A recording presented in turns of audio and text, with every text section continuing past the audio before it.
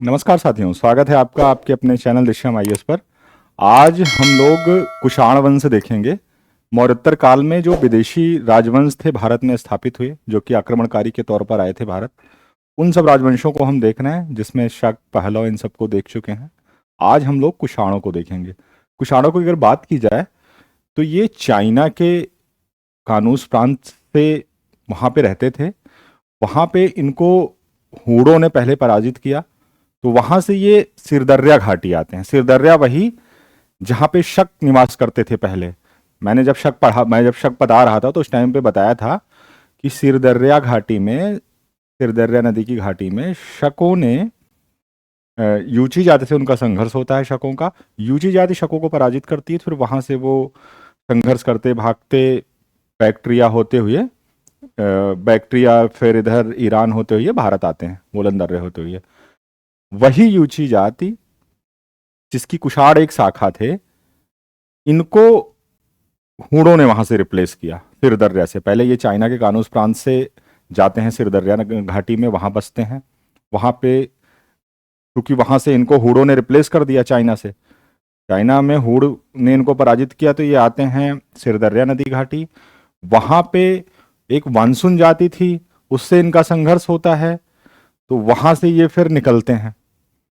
वहां से जब ये निकलते हैं तो आके ये बैक्ट्रिया के आसपास के क्षेत्रों में बस जाते हैं। वहां पे अपना एक साम्राज्य स्थापित करते हैं। इनकी 5 शाखाएं थी। 5 शाखाओं में एक शाखा थी जिसको कि बोलते थे काईशुआंग। काईशुआंग जो शाखा थी, ये शाखा भारत की तरफ, पश्चिमोत्तर की तरफ भारत के क्षेत्र में प्रवेश करती है। और यही कुषाण वंश के नाम से इनका जो पहला शासक था कुजुल कड़फिसेस, उसके नेतृत्व में भारत में ये साम्राज्य स्थापित करते हैं। बाकी जो 4 शाखाएं थी, काईशुआंग जो शाखा थी जिसे कुषाण बोलते थे, जिसका जो संस्थापक था कुजुल कड़फिसेस, इन्होंने जो है बाकी 4 जो यूची जाति की शाखाएं थी उनको परास्त कर दिया था। तो इनके इतिहास को हम शुरू करते हैं। तो ये जो कुजुल कड़फिसेस था, ये सत्ता स्थापित करता है लगभग 15 ईस्वी से 65 ईस्वी के मध्य में। इन्हें यूची या तोखरी भी कहा जाता है। जैसा मैंने बताया, ये यूचियों की ही एक शाखा थे। यूची जाति ने जो 5 शाखाएं बैक्ट्रिया क्षेत्र के साम्राज्य में स्थापित की थी, जो अपना साम्राज्य 5 प्रांतों में विभाजित किया था, उसी की एक शाखा थी काईशुआंग, जिन्हें की कुषाण बोलते थे। इसी शाखा ने भारत के पश्चिमोत्तर क्षेत्र में अपनी सत्ता स्थापित की। अगर देखा जाए तो ये पहला अंतरराज्यीय वंश था। इसका जो साम्राज्य विस्तार था, अफगानिस्तान की सीमा से लेके इधर चाइना तक इनका मिलता था साम्राज्य विस्तार। और भारत के क्षेत्रों में मथुरा, पेशावर उस समय का, ये सब इनके प्रमुख क्षेत्र थे और राजधानियां थी। और इधर अफगानिस्तान के क्षेत्र वगैरह भी शामिल थे। चाइना तक इधर देखेंगे तो इनका विस्तार था। तो ये पहला अंतरराज्यीय साम्राज्य माना जाता है कुषाण राजवंश। कुजुल कड़फिसेस या कड़फिसेस प्रथम, ये कुषाण वंश का पहला शासक बनता है भारत में। इसकी उपाधि थी यवुग धर्मथिदस। इसके सिक्कों पर अंतिम यूनानी राजा हर्मियस की आकृति है। ठीक है, आप देखेंगे जो कुषाण राजा थे, ये बहुत इनकी धार्मिक सहिष्णुता इतनी व्यापक थी। हिंदू, बौद्ध, यूनानी सभी धर्मों के देवी देवताओं को अपने सिक्कों पर अंकित करते थे और उनकी आकृतियां निर्मित करते थे। हर्मियस की आकृति है, ये पूछा जाता है, ध्यान रखिएगा। यूनानी राजा कुजुल कड़फिसेस के सिक्कों पर जिबिन, काबुल एवं कांधार जीतकर महाराजा धीराज की उपाधि इसने धारण की थी। महाराजा धीराज की उपाधि, ठीक है, ये ध्यान रखिएगा। बाकी जो इसकी उपाधियां हैं, यवुग धर्मथिदस, ये भी ध्यान रखिएगा। इसके केवल तांबे के सिक्के थे। इसके सिक्के, इससे यह भी स्पष्ट हो रहा है कि व्यापार व्यवसाय कुजुल कड़फिसेस तक बहुत ज्यादा विकसित नहीं हुआ था। जबकि मौर्योत्तर काल माना जाता है कि व्यापार व्यवसाय बहुत ज्यादा प्रगतिशील था उस समय, तो वो कुषाणों के टाइम, कनिष्क के टाइम पे हम देखेंगे। जो इनके सबसे प्रतापी शासक होते हैं, सबसे बड़े राजा होते हैं कनिष्क, उन्होंने व्यापार व्यवसाय का बहुत विकास किया। तरह तरह के सोने के सिक्के व्यापक मात्रा में चलाए, चांदी के सिक्के, वो सारी चीजें भी हम आगे देखेंगे। विम कटफिसेस या कटफिसेस द्वितीय, कुजुल कटफिसेस के बाद ये शासक बनता है। इसकी उपाधि थी सर्वलोकेश्वर, महेश्वर, वेद वेमतम छम, जिसे बलवान कहेंगे, ये सारी उपाधियां थी इसकी। चीनी ग्रंथ हाउ हांसू से पता चलता है कि उसने तियंचू की विजय की थी। जिस तरह से प्रारंभिक शकों के प्रारंभिक इतिहास के लिए हमें चीनी स्रोतों पर निर्भर रहना पड़ता है, हाउहांशु जैसे ग्रंथों पर, उसी तरह से कुषाणों के इतिहास को भी जानने के लिए, प्रारंभिक इतिहास को जानने के लिए चीनी ग्रंथों पर निर्भर रहना पड़ा। तो उसी तरह हाउहांशु से पता चलता है कि उसने तियंचू की विजय की थी। कुषाण शासकों में सर्वप्रथम विम कड़फिसेस ने ही भारत में स्वर्ण मुद्राओं का प्रचलन किया था। ठीक है, जब मैं हिंदू शासक पढ़ा रहा था तो मैंने बताया था कि स्वर्ण मुद्राएं उन्होंने चलाई थी। अब अगर पश्चिमोत्तर क्षेत्रों की बात की जाए, पश्चिमोत्तर क्षेत्र में हिंद यवन ने सबसे पहले भारत में स्वर्ण मुद्राएं चलाई। लेकिन अगर आप संपूर्ण मध्य भारत और इधर नीचे के क्षेत्रों की बात करेंगे तो कुषाण शासकों में, यहां पे दो फैक्ट इंपॉर्टेंट है। कुषाण शासकों में सबसे पहले विम कटफिसेस ने सोने की मुद्राएं चलाई, और अगर बात की जाए कि मध्य भारत में हिंद यवनों ने चलाया था, वो पश्चिमोत्तर भारत में चलाया था। मथुरा और इधर नीचे के क्षेत्रों में विम कटफिसेस था जिसने सोने की मुद्राएं चलाई थी। तो दो प्रश्न बन सकता है, एक तो कुषाणों में किसने चलाई थी स्वर्ण मुद्रा सबसे पहले? विम कटफिसेस ने। मध्य भारत के क्षेत्र में सबसे पहले किसने चलाई थी स्वर्ण मुद्रा? विम कटफिसेस ने। अगर ये आता है प्रश्न कि भारत में किसने सर्वप्रथम स्वर्ण मुद्राएं चलाई थी और उसमें हिंद यवन राजवंश रहते हैं, तो आप लोग हिंद यवन को टिक करिएगा। ठीक है। सिक्कों पर यूनानी तथा खरोष्ठी दोनों लिपियों में लेख मिलते हैं इनके। ठीक, यूनानी और खरोष्ठी दोनों में। विम कटफिसेस के सिक्कों पर शिव, नंदी एवं त्रिशूल की आकृति मिलती है और महेश्वर की उपाधि। इससे इसके शैव उपासक होने का भी पता चलता है। वेदी पर यज्ञ में लगे राजा की प्रतिकृति वाले सिक्कों का प्रवर्तन इसने किया था। इससे पता चलता है कि ये वैदिक धर्म को भी प्रतिष्ठापित करता है। इसके यज्ञ की ऐसी प्रतिकृतियों से यह स्पष्ट होता है। कनिष्क प्रथम 78 से लेके 101 ईस्वी, ये इस वंश का सबसे प्रतापी शासक था। इसका राज्यारोहण की जो तिथि है, इसको लेके लंदन में बहुत विमर्श हुआ। दो राज्यारोहण की तिथियां निकल के आई, लेकिन जो मान्य होती है वो 78 ईस्वी माना जाता है इसके राज्यारोहण की तिथि। ईस्वी।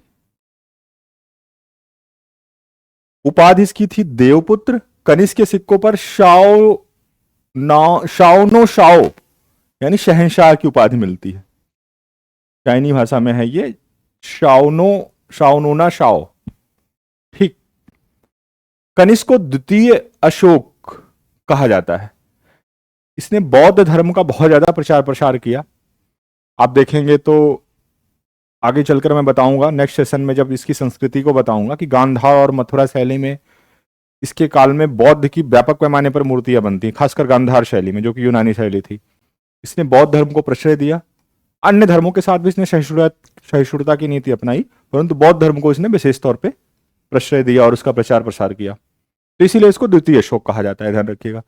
इसके राज्यारोहण की तिथि को लेकर दो सम्मेलन हुए, जिसे मैंने बताया। एयल वाशम ने जो है 78 ईस्वी स्वीकार किया इसके राज्यारोहण की तिथि को। एक इतिहासकार हैं प्राचीन इतिहास के, एयल वाशम, इन्होंने 78 ईस्वी स्वीकार किया इसके राज्यारोहण को। कनिष्क के अभिलेख एवं विजय, ये इसका बहुत बार पूछा जाता है। रबातक अभिलेख किसका है, प्रश्न यही आ जाता है। तो ये कनिष्क का है। मिला कहां से है? तो अफगानिस्तान के सुर्ख कोतल के काफिर का किला नामक पहाड़ी पर यह मिला है। पूर्वी चंपा तक कनिष्क का साम्राज्य विस्तृत था। पूर्वी चंपा यानी बिहार के क्षेत्र तक इसका साम्राज्य विस्तृत था। यह अभिलेख केवल इसी लेख से हाँ, ये बात कि चंपा तक था उसका साम्राज्य, ये रबातक अभिलेख से ही पता चलता है। अगर कभी प्रश्न आ जाए कि बिहार तक या पूर्वी चंपा तक कनिष्क के साम्राज्य के विस्तार की सूचना किससे मिलती है, तो रबातक अभिलेख से मिलती है। इसका एक ये भी महत्वपूर्ण अभिलेख था, सुई विहार अभिलेख, जिसमें संस्कृत का प्रयोग हुआ है। कनिष्क द्वारा सिंधु घाटी पर अधिकार की पुष्टि इससे होती है। चंपा तक क्षेत्र विस्तार की पुष्टि रबातक अभिलेख से, सिंधु घाटी पर अधिकार की पुष्टि जो हो रही है वो सुई विहार अभिलेख से हो रही है। दोनों इसी का है, ध्यान रखिएगा। जोधा मणिक्याल अभिलेख, ये भी कनिष्क का अभिलेख है, इससे पंजाब पर पुष्टि हो रही है इसकी। ठीक, तीनों आप लोग याद कर लीजिएगा। जोधा मणिक्याल से पंजाब, सुई विहार से सिंधु घाटी पर, और रबातक अभिलेख से उसके पूर्वी चंपा तक साम्राज्य विस्तार की सूचना मिल रही है। सारनाथ अभिलेख एवं कौशांबी अभिलेख संयुक्त रूप से इसको देख लेते हैं। ठीक, यह दोनों अभिलेख कनिष्क ने राज्याभिषेक के तीसरे वर्ष अर्थात 81 ईस्वी में निर्गत किया था। यह भी पूछा है, सारनाथ अभिलेख उसने राज्याभिषेक के किस वर्ष निर्गत किया था? राज्याभिषेक के तीसरे वर्ष 81 ईस्वी में। इससे जो है इसके बनारस और कौशांबी पर अधिकार की पुष्टि होती है। इस अभिलेख से बनारस और कौशांबी पर अधिकार की पुष्टि होती है इससे। कनिष्क ने पाटलिपुत्र पर आक्रमण कर अश्वघोष, बुद्ध का शिक्षा पात्र एवं अद्भुत मुर्गा प्राप्त किया था। ठीक है, जब वो पाटलिपुत्र पर आक्रमण करता है तो वहां से 3 चीजें लेके आया था उठा के। चीजें क्या? अश्वघोष तो ये दार्शनिक थे, इन्हें लेके आता है वो, जो उसके दरबार में फिर रहते हैं लंबे समय तक। बुद्ध का शिक्षा पात्र लेके आया था, और अद्भुत मुर्गा। ठीक, ये बौद्ध दार्शनिक थे अश्वघोष। इन्होंने जो चौथी बौद्ध संगीति जो कनिष्क के ही काल में हुई थी, चतुर्थ बौद्ध संगीति, जब मैं बौद्ध धर्म पढ़ा रहा था तो बताया था कश्मीर के कुंडल वन में होती है चतुर्थ बौद्ध संगीति। ठीक है, कश्मीर के कुंडल वन में। तो उस बौद्ध संगीति के जो उपाध्यक्ष थे वो यही थे, अश्वघोष। उस बौद्ध संगीति के उपाध्यक्ष थे। अध्यक्ष कौन था? अध्यक्ष उसके वसुमित्र बनाए जाते हैं। उस बौद्ध संगीति के अध्यक्ष वसुमित्र बनाए गए थे। ठीक है, तो ये वही अश्वघोष हैं। आगे देखते हैं। सांची लेख, मध्य प्रदेश पर अधिकार की पुष्टि। सांची है कहां? तो मध्य प्रदेश के विदिशा में स्थित है। ये रायसेन से नजदीक है ये विदिशा। मथुरा अभिलेख, कनिष्क द्वारा निर्गत यह अंतिम लेख था। ठीक, चीन के साथ युद्ध महत्वपूर्ण है। ये कनिष्क पहला भारतीय राजा था जिसने सुंगलिन पर्वत पार कर चीन के शासक को हराया था। पहला भारतीय राजा था ये, जिसने सुंगलिन पर्वत पार किया, चीन पर आक्रमण किया और उसके राजा को हरा दिया। कल्लड़ के अनुसार कश्मीर पर कनिष्क का अधिकार था, तभी तो उसने चतुर्थ बौद्ध संगीति कराई कश्मीर के कुंडल वन में। इससे भी प्रमाणित हो रहा है, और कल्लड़ लिख भी रहे हैं। ख्वारिज्म के टोपस कला नामक स्थान से विशाल कुशाण प्रसाद एवं प्रशासनिक अभिलेखागार मिला है। ठीक है, कनिष्क की प्रथम राजधानी पुरुषपुर यानी पेशावर, और मथुरा इसकी द्वितीय राजधानी थी। 2 राजधानियां थी, ध्यान रखिएगा, पुरुषपुर पेशावर और मथुरा द्वितीय। मध्य एशिया में रेशम मार्ग पर कनिष्क का नियंत्रण था। ये रेशम मार्ग चाइना से मध्य एशिया तक जाता था और बीच में भारत पड़ता था। इनका साम्राज्य विस्तार पड़ता था जिस पर कनिष्क का नियंत्रण था। तो एक तरह से ये दोनों मध्य एशिया, रोम से होते हुए चाइना तक के व्यापार पर ये बिचौलिए की भूमिका में होते थे। पेशावर स्थित शाहजी की ढेरी से कनिष्क चैत्य के अवशेष प्राप्त होते हैं। शाहजी की ढेरी कहां है? ये पेशावर में है। क्या प्राप्त हो रहा है? चैत्य के अवशेष प्राप्त हो रहे हैं, बौद्ध चैत्यों के, जो कनिष्क ने बनवाए थे। लेखों में कनिष्क को महाराजाधिराज देवपुत्र कहा गया है। ठीक है, कुजूल कटफिसेस पहला शासक था जिसने महाराजाधिराज की उपाधि धारण की थी। लेकिन जो कनिष्क की उपाधि है, महाराजाधिराज तो मिल ही रही, उसमें देवपुत्र भी जुड़ गया है। ये देवपुत्र इस तरह की उपाधियां कुषाणों ने धारण की जिससे राजत्व को जो है एक दैवी रूप देने के लिए उसकी प्रथा आप देखेंगे कुषाणों के टाइम पे ही शुरू हो रही है। उसको उसकी गरिमा को बढ़ाने के लिए राजा की दैवी उपमा दी गई देवपुत्र के रूप में। ठीक। कुषाणों की राजा धीराज की उपाधि से यह पता चलता है कि कुषाणों के अधीन कई छोटे छोटे राजा शासन करते थे, इनके सामंत भी होते थे। कुषाण प्रशासन प्रशासन की सुविधा के लिए साम्राज्य को अनेक क्षत्रपियों में विभाजित किया गया था। अब क्षत्रपियां इन्हीं को, जो प्रांत होते थे, प्रांत प्रांत को ही क्षत्रपियां कहते थे। ठीक है। तो कौन कौन सी क्षत्रपियां थी? जैसे एक बड़ी क्षत्रपी होती थी जिसका प्रमुख महाक्षत्रप होता था। छोटी क्षत्रपी जो होती थी उसका प्रमुख क्षत्रप होता था। जिला जो होता था उसको विषय कहते थे। ठीक। ग्राम भी होता था। ग्राम का जो प्रमुख होता था वो ग्रामिक होता था। यानी सबसे ऊपर क्षत्रपियां हो गई जो प्रांत के रूप में थे। उसके बाद आप जिला आएंगे जो विषय जिनको बोलते थे। उसके बाद ग्राम होते थे जिसका प्रमुख ग्रामिक होता था। सारनाथ लेख में महाक्षत्रप ये पूछा गया, ध्यान रखिएगा। सारनाथ जो इसका लेख है उसमें महाक्षत्रप खरपल्लान तथा क्षत्रप बनस्पर का उल्लेख मिलता है। खरपल्लान और बनस्पर का। खरपल्लान मथुरा में महाक्षत्रप था और बनस्पर जो है वो सारनाथ में वाराणसी में क्षत्रप था। लल्ल तथा लाइक ये उत्तर पश्चिम में क्षत्रप था। लल्ल और लाइक जो इनका उत्तर पश्चिम का क्षेत्र था पेशावर का, वहां पे ये क्षत्रप था। कभी कभी एक ही प्रदेश के ऊपर दो क्षत्रपों के शासन का उल्लेख मिलता है कुषाण वंशों में। तो संयुक्त शासन की शुरुआत माना जा सकता है कुषाणों के टाइम से ही, जिसे शकों ने भी अपनाया। सबसे पहले कुषाण लेखों में ही दंडनायक एवं महादंडनायक जैसे अधिकारी का उल्लेख मिलता है, जो पुलिस अधिकारी या सेना के अधिकारी होते थे। इन्हीं के टाइम पे सबसे पहले नियुक्ति का उल्लेख मिलता है। गंजवर ये जो अधिकारी है राजकोष से संबंध था। मति सचिव एवं कर्म सचिव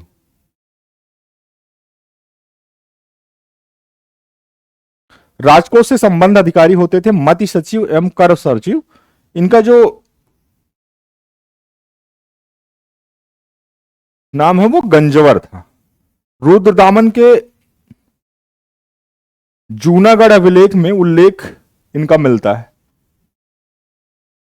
इन अधिकारियों का मति सचिव और कर्म सचिव का जूनागढ़ के रुद्रदामन के जूनागढ़ अभिलेख में भी इनका उल्लेख मिलता है।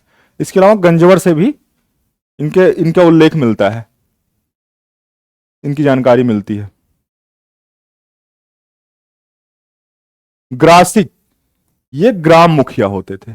ग्रासिक जो होते थे वो ग्राम मुखिया होते थे।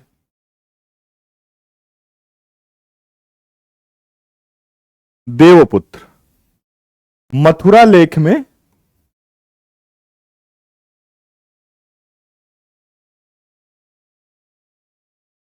विमकटिस्को का मथुरा लेख में विमकटफिसेस को देवपुत्र कहा गया है। रबातक लेख में कनिष्को और हुविश के प्रथम मथुरा लेख से विदित होता है कि कुषाण राजाओं के लिए देवकुल का निर्माण होता था। देवपुत्र की जो उपाधि थी कुजुल कटफिसेस की नहीं मिलती है, लेकिन विम कटफिसेस और कनिष्क की मिलती है। ठीक। मथुरा लेख में विम कटफिसेस प्रयोग हुआ है देवपुत्र विम कटफिसेस के लिए, रबातक लेख में कनिष्क के लिए। हुविश का जो मथुरा लेख है उससे अभी पता चलता है कुषाण राजाओं के लिए देवकुल का निर्माण होता था। कुषाण राजाओं के लिए देवकुल का निर्माण होता था। ठीक है। कुषाण सिक्के कनिष्क के सिक्कों पर यूनानी एवं भारतीय देवताओं का अंकन मिलता है। यूनानी एवं भारतीय देवताओं का। ईरानी देवता अंतश, ईश्वर की देवी अर्दोक्षो एवं यूनानी देवता हेलियोस, सेलिनी, मियरो, इतने सारे देवताओं का मिलता है। ये ध्यान रखिएगा, पूछता है। यूनानी एवं भारतीय देवताओं का अंकन मिलता है जिसमें ईरानी देवता अंतस, अग्निदेव, ईश्वर की देवी अर्दोक्षो, यूनानी देवता हेलियास, सेलिनी, मियरो ये पूछा गया है। ये सूर्य से संबंधित थे। जो यूनानी देवता थे मेरो, सूर्य को ही मेरो कहते थे। मेओ यानी चंद्र, ये ध्यान रखिएगा। मेरो सूर्य, मेयो चंद्र, नाना देवी तथा भारतीय देवता आइसो जो थे वो शिव को बोलते थे। ये देखिए आइसो शिव का चतुर्भुजी रूप, स्कंद और गणेश आदि का अंकन मिलता है इतने सारे देवताओं का इसके सिक्कों पर। सबसे पहले बुद्ध की आकृति अगर किसी सिक्के पर मिलती है तो वो कनिष्क का ही सिक्का था। किसी सिक्के पर सबसे पहले बुद्ध की आकृति मिलती है तो वो कनिष्क का ही सिक्का था। ठीक है। लेख, और लेख भी जो है बौद्धों एवं शकमान बौद्धों का अंकन हुआ है। बुद्ध की आकृति और उसके लेखों पर जो है शकमानो बौद्ध यानी शाक्य मुनि बौद्ध लेख मिलता है। शकमानो बौद्ध जिसको शाक्य मुनि बौद्ध, और सिक्कों पर बुद्ध की प्रतिमा, बुद्ध की मूर्ति मिल रही है। मैत्रेय बौद्ध का अंकन मिलता है कनिष्क के सिक्कों पर। इसी तरह कनिष्क के सिक्कों पर ईरानी, यूनानी, ब्राह्मण एवं बौद्ध 4 धर्म के देवताओं का अंकन मिलता है। ईरानी हो गया, यूनानी हो गया, ब्राह्मण यानी हिंदू धर्म, और बौद्ध धर्म। ठीक है। अपने समय के लगभग सभी धर्मों को इन्होंने शामिल कर लिया अपने अंकन में। कनिष्क ने नाना देवी के नाम पर नाणक मुद्राएं चलाई थी। नाणक मुद्राएं। कनिष्क ने द्विप्रासी या द्विलिपीय सिक्के जिन्हें हिंद यमन शासकों ने प्रारंभ किया था को बंद करवा दिया। ठीक है। द्विभाषी या द्विलिपीय सिक्के जो हिंद यमन शासक चलवाए थे उसको कनिष्क ने बंद करवा दिया। कनिष्क के राज दरबार में निम्नलिखित विद्वान रहते थे। अश्वघोष राजकवि या चतुर्भुज बौद्ध संगीत के उपाध्यक्ष थे। ये जैसा मैंने बताया चतुर्बौद्ध संगीत के उपाध्यक्ष थे। वसुमित्र ने उसकी अध्यक्षता की थी, ये उसके अध्यक्ष थे चतुर्बौद्ध संगीत के। इसके अलावा पार्श, मातृचेट ये भी रहते थे। संगरक्ष ये कनिष्क के राजपुरोहित थे। नागार्जुन जो कि शून्यवाद के प्रतिपादक थे। प्रज्ञा पारमिता सूत्र के लेखक, माध्यमिक दर्शन के आचार्य थे। ये ध्यान रखिएगा, नागार्जुन माध्यमिक दर्शन के आचार्य थे। ये भी इसी के दरबार में रहते थे, शून्यवादी के प्रतिपादक थे। चरक राजवैद्य रहता था, फेमस। कनिष्क के कारगर, तिब्बत एवं जापान एवं चीन में बौद्ध मिशनों को भेजा था। कहां कहां भेजा था? काशगर, कारगर नहीं काशगर है ये। काशगर में, तिब्बत में, जापान में, चीन में। ये ईरान का प्रांत था काशगर, वहां पे भेजा था। तिब्बत में भेजा था, जापान और चीन में उन्होंने बौद्ध मिशनों को भेजा था। कनिष्क के उत्तराधिकारी वशिष्ठ, इन्हें राजतरंगिणी में जुष्क कहा गया है। वशिष्ठ होते हैं, फिर वशिष्ठ के बाद हुविष्क आते हैं 146 से 40 तक। इनका 17 के अंदर पेशावर से हटकर मथुरा हो गया। ठीक। हुविष्क का एक अभिलेख अफगानिस्तान के वर्दक से प्राप्त हुआ है। हुविष्क के ही सिक्कों पर सर्वाधिक संख्या में हिंदू देवी देवताओं का प्रश्न करा गया कि किस कुषाण शासक के सिक्कों पर सर्वाधिक संख्या में हिंदू देवी देवताओं का अंकन मिलता है, तो हुविष्क, कनिष्क नहीं है, ध्यान रखिएगा। सर्वाधिक हिंदू देवी देवता। उमा एवं पाशुपत धर्म का प्राचीनतम अंकन हुविष्क के सिक्कों पर हुआ है। उमा एवं पाशुपत हिंदू धर्म से संबंधित देवी देवता हो गए। कार्तिकेय का अंकन हुआ है, कार्तिकेय का भी अंकन इन्हीं के सिक्कों पर। मावो, कुछ सिक्कों पर मावो एवं माइरो, ये फिर से आ गया। ये कुषाण कनिष्क के भी सिक्कों पर था, इनके सिक्कों पर भी है। मावो यानी चंद्र, माइरो सूर्य का संयुक्त अंकन हुआ है। हरिहर के आदिल्प के सिक्कों पर अंकन। ठीक। हुविष्क के निर्माण कार्य कश्मीर, कश्मीर में उन्होंने हुविष्कपुर नामक नगर बसाया। मथुरा, यहां पे इन्होंने सुंदर विहार एवं हुविष्क विहार बनवाया। ठीक। मथुरा में विहार बनवा रहे हैं, कश्मीर में हुविष्कपुर बनाया। हुविष्क के मथुरा अभिलेख से ज्ञात होता है कि श्रेणियां बैंकों का भी कार्य करती थी उस समय। जो व्यापार का कार्य करती थी जो श्रेणियां, वही बैंकों का भी कार्य करती थी। ये हुविष्क के मथुरा अभिलेख से पता चलता है। कनिष्क द्वितीय, इसने रामन राजाओं की उपाधि धारित की थी। सीजर की उपाधि इसने धारण की। कैसर, रामन लिखा है यार, ये रोमन राजाओं की उपाधि होगा। रोमन राजाओं की उपाधि धारण की थी सीजर, कैसर। ये जो उपाधि थी ये रोमन राजाओं की हुआ करती थी, इसको इन्होंने धारण किया। इन्हीं का है आरा लेख। कनिष्क द्वितीय को महरजस, रजतिरजस, देवपुत्रस, कैसरस और वशिष्ठ का पुत्र कहा गया है।